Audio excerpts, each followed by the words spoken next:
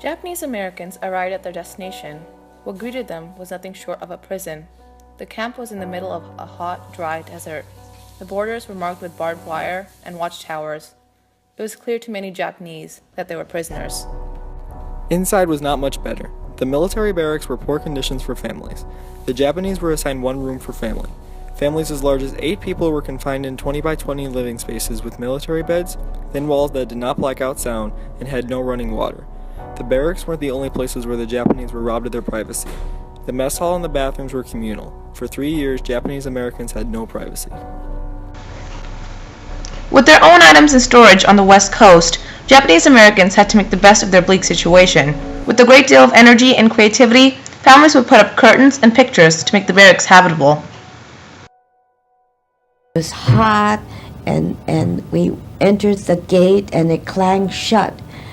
We finally realized that our liberty was taken away.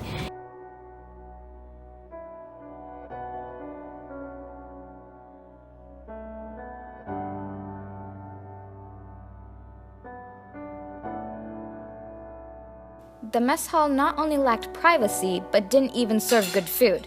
The War Relocation Authority spent a bare minimum of 50 cents on each inmate's food every day. They also hired inexperienced inmates of the camps to cook the food. This combination led to tasteless, unhealthy food served 3 times a day like clockwork. The inmates were summoned to the mess hall by the bell, ate their small portions of potatoes and bread, and were dismissed by the bell. Milk and meat became delicacies of the past, and everyone in the camp went about underfed and undernourished, even the physical laborers and the doctors. Eventually, a community began to form. Stores were opened and people began purchasing items there. Barber shops and shoe shops sprang up around camp. The inmates spoke native tongue as they went about their daily business, settling into their new lives. But they were not free by any means. Japanese who wandered too close to the fence were gunned down. Their rooms were searched. They could not communicate freely with anyone outside of camp. Their status in the eye of the government did not change. The government decided they needed to Americanize the inmates of the camps to reduce the supposed threat. They introduced Boy Scouts, citizenship classes, and cooperative boards into the camps. The boards ran the hospitals and schools in camp and helped keep order. The children in camp received education despite their circumstances. Elementary, junior high, and high schools were all formed once enough teachers were bribed.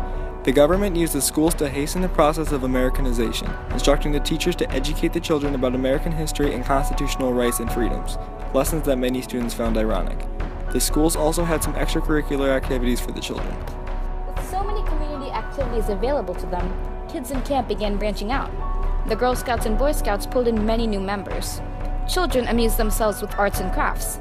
On a fine spring day, kites could be found in the sky.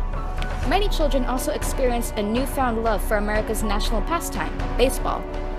However, along with branching out came distance from family. Older children and teenagers in particular began to eat with their friends rather than family, and the teens became rebellious and rejected traditional Japanese values as they grew older. They longed to leave the camps, and they eventually did, after 3 long years.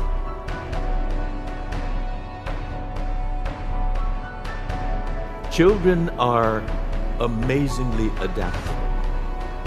What would be grotesquely abnormal became my normality in the prisoner of war camps. It became routine for me to line up 3 times a day to eat lousy food in a noisy mess hall. It became normal for me to go with my father to bathe in a mass shower.